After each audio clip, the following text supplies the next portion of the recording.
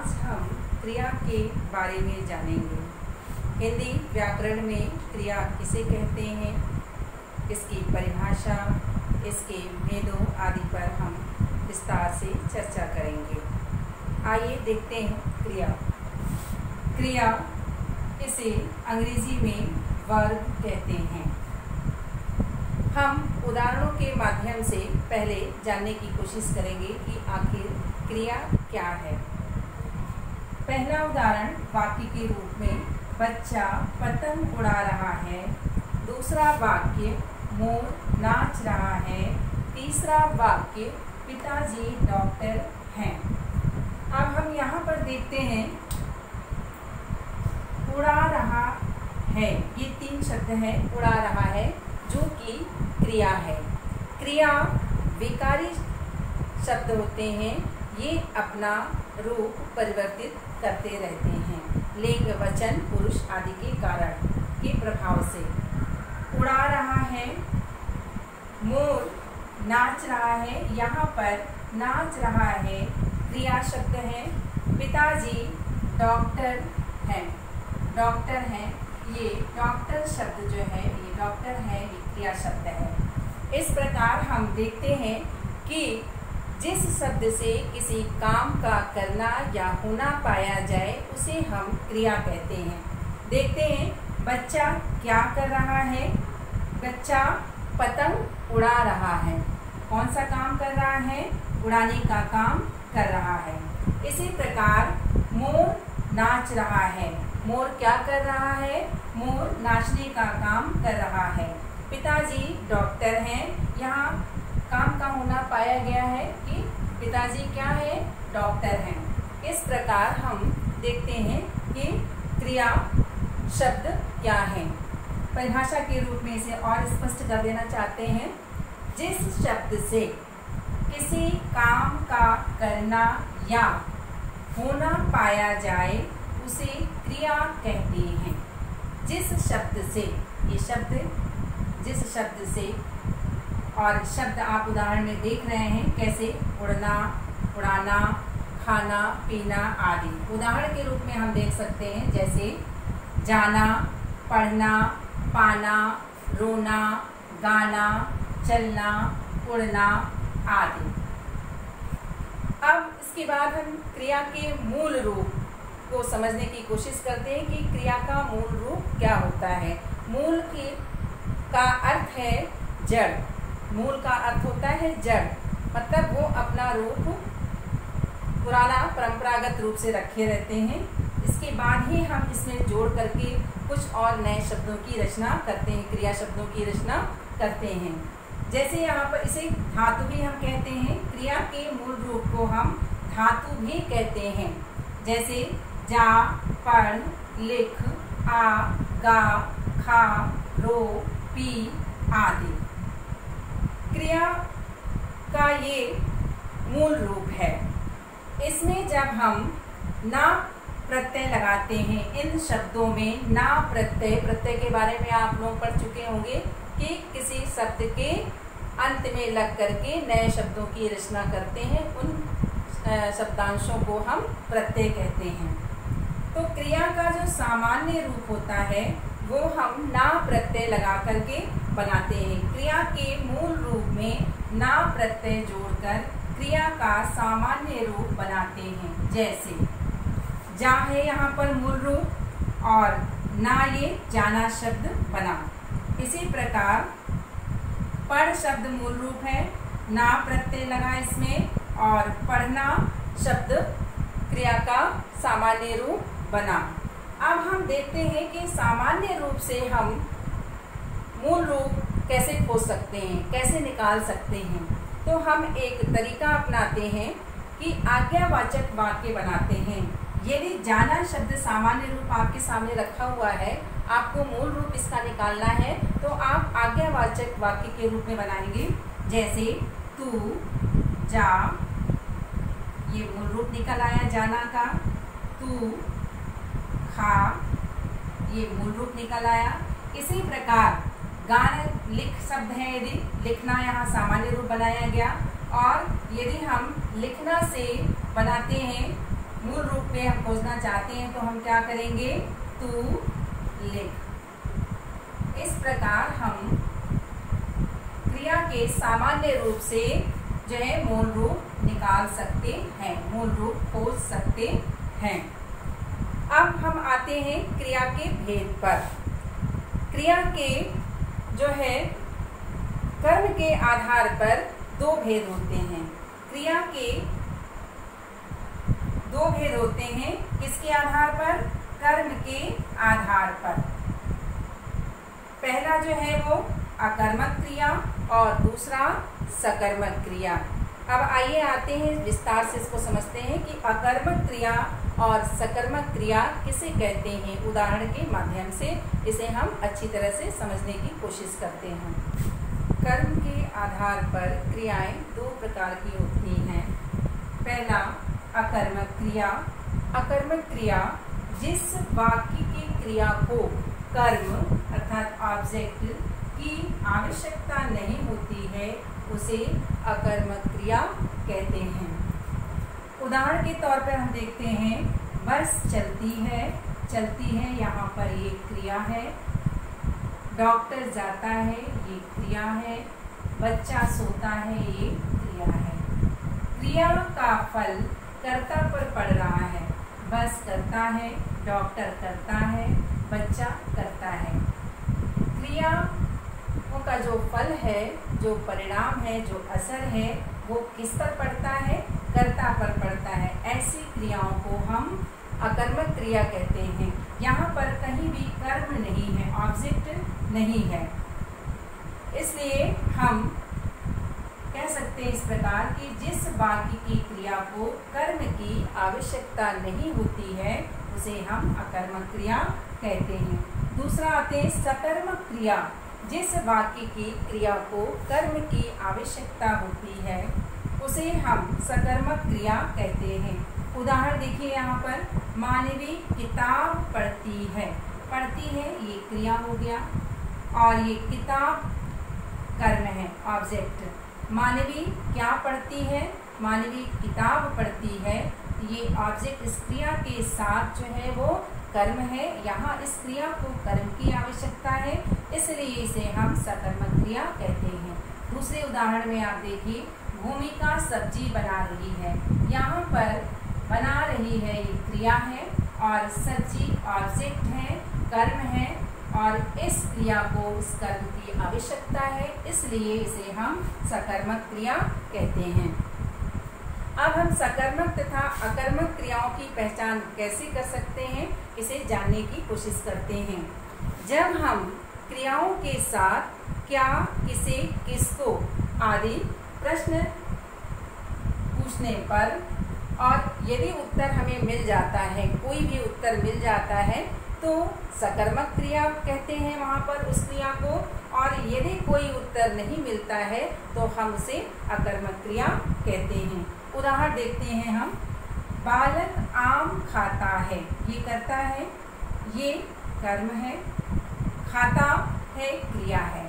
अब ये इस जगह पर हम यदि क्या प्रश्न लगा देते हैं, क्या खाता है, तो उत्तर हमें क्या मिलता है, आम खाता है। आम उत्तर के रूप में क्या की जगह पे हमें उत्तर के रूप में क्या मिलता है, आम मिलता है, इसलिए हम इसे सकर्मक क्रिया कहेंगे। इसी प्रकार नेहा पुस्तक पढ़ती है, क्या पढ़ती है, क्या पढ़ती है, पुस्तक पढ़ती है, उत्तर हमें मिलता है पुस्तक पढ़ती है, इसलिए ये क्रिया सकर्मक क्रिया हुई, सकर्मक क्रिया है।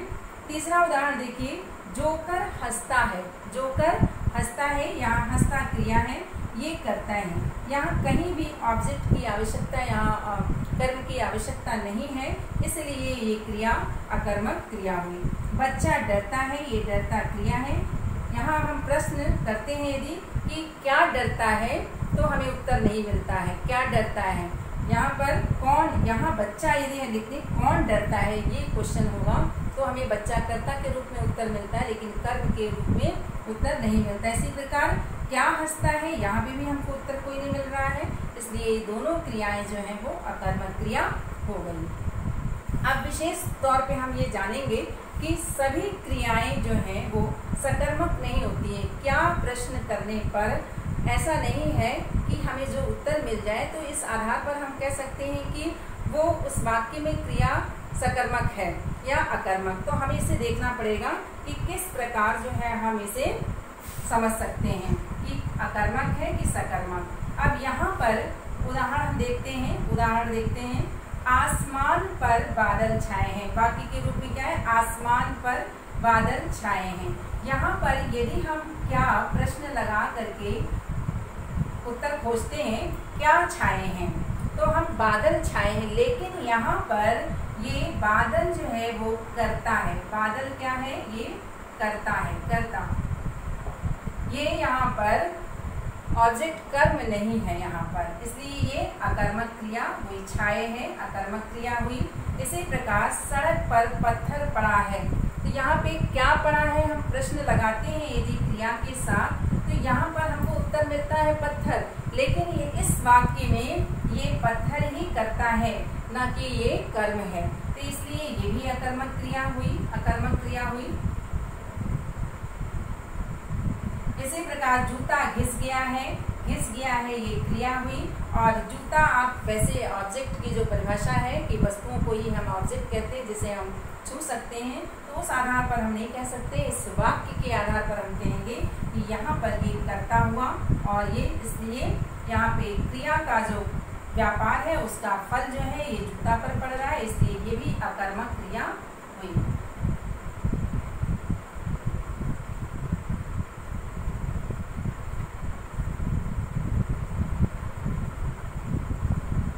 हवा चल रही है, यहाँ पर भी जो है ये कर्ता का कार्य कर रहा है, चल रही है क्रिया है।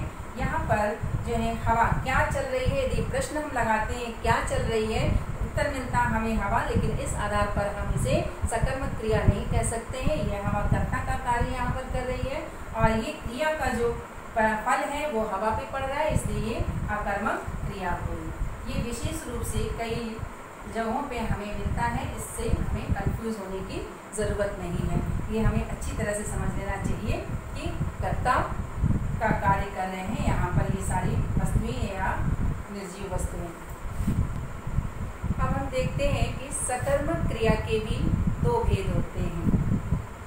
सकर्मक क्रिया के दो भेद होते हैं, एक कर्मक क्रिया, एक कर्मक क्रिया।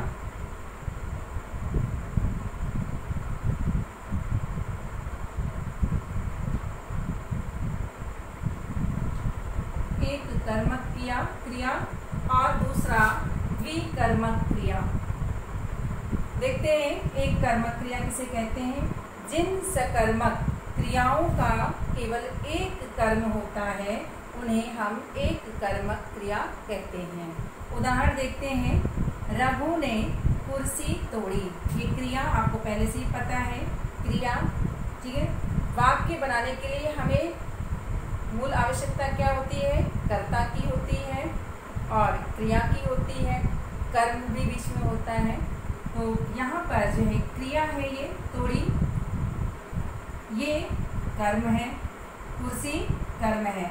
रघु ने कुर्सी तोड़ी, यहाँ पर एक कर्म केवल हमें दिखाई दे रहा है, इसलिए ये एक कर्मक क्रिया हुई। ये तोड़ी जो है वो एक कर्मक क्रिया कहलाएगी। राम ने धोती खरीदी, यहाँ पर खरीदी क्रिया है और इसके साथ केवल एक कर्म धोती दिखाई दे रहा है। क्या खरीदी? धोती खरीदी, तो ये एक कर्मक क्रिया हो गई। इसी प्रकार माधुरी ने कपड़े धोए, धोए क्रिया है और कर्म क्या है? कपड़े। माधुरी ने कपड़े धोए, क्या धोए? कपड़े धोए। तो ये एक एक कर्म इन वाक्यों में हमें दिखाई दे रहा है।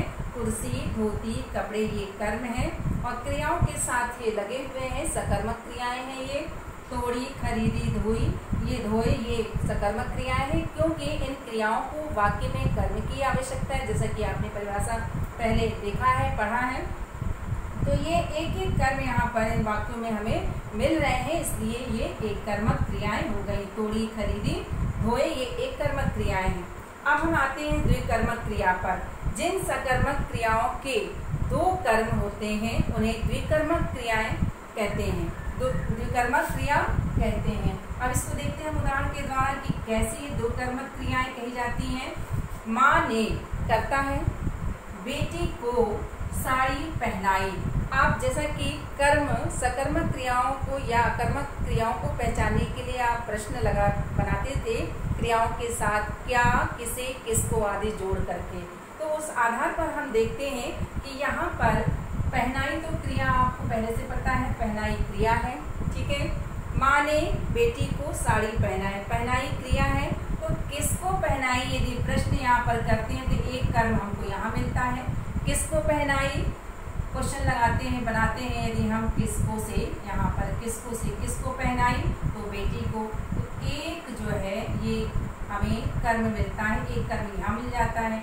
दूसरा जो है क्या पहनाई, क्वेश्चन हम करते हैं यदि क्रिया के साथ लगा करके, तो साड़ी पहनाई, क्या पहनाई, साड़ी पहनाई, तो ये दूसरा कर्म मिला।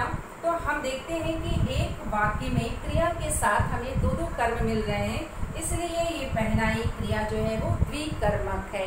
द्वि मतलब दो और कर्म, दो कर्म के साथ रहने वाली ये क्रिया है, इसलिए ये द्विकर्मक क्रिया कहलाती है। पुजारी ने जयपाल को उपहार दिया, किसको उपहार दिया, जयपाल को दिया। क्या दिया, उपहार दिया। तो यहाँ पर जो है जयपाल को एक कर्म है और दूसरा जो है उपहार दूसरा कर्म है। एक मुख्य कर्म होता है और एक गौड़ कर्म होता है। तो मुख्य कर्म तो ये साड़ी और उपहार है। यहाँ पर डोसा है, क्या खिलाया, डोसा खिलाया। और किसको खिलाया, सुनीता को। तो ये एक और दो कर्म है, दोनों किसको, सुनीता को डोसा खिलाया, दो कर्म है इस क्रिया के साथ, खिलाया के साथ। इस प्रकार हम देखते हैं कि पहले वाक्य में बेटी को साड़ी ये दो कर्म हुए, पहनाई क्रिया है, जयपाल को उपहार दूसरा कर्म है, इसमें दो कर्म ये है दिया के साथ, और खिलाया के साथ सुनीता को, और डोसा, दो दो कर्म यहाँ पर हैं। एक विशेष ध्यान देने वाली बात इसमें ये है कि दो कर्म होते हैं, लेकिन उसमें जो है आपको ध्यान रखना होगा कि एक कर्म मुख्य होता है और एक गौड़। तो मुख्य कर्म जो है ज़्यादातर निर्जीव वस्तुएं होती हैं, निर्जीव जिसमें जान नहीं होती है। साड़ी, उपहार, डोसा ये निर्जीव है, इसमें जान नहीं है। लेकिन जो गौड़ कर्म है वो सजीव होते हैं, जिसमें जान होती है। बेटी को, जयपाल को, ये बेटी ये भी जो है लड़की है, ये जयपाल एक व्यक्ति है, इसका नाम है को, और सुनीता ये भी एक लड़की है, इसको जो है। तो दो दो कर्म है, एक सजीव और एक निर्जीव। मुख्य कर्म ये साड़ी है, उपहार है, डोसा है, ये निर्जीव वस्तुएं होती हैं, ज़्यादातर ऐसा देखा गया है। तो इस प्रकार इन्हें हम द्विकर्मक क्रियाएं कहते हैं। ऐसी क्रियाओं को पहनाई, दिया और खिलाया इस वाक्य में द्विकर्मक क्रिया। इस प्रकार क्रियाओं के सकर्मक क्रियाओं के दो भेद होते हैं, एक सकर्मक क्रिया, दूसरा द्विकर्मक क्रिया। अब आप अच्छी तरह से इसको समझ लिए होंगे। यहाँ ही पर ये पाठ समाप्त होता है। धन्यवाद।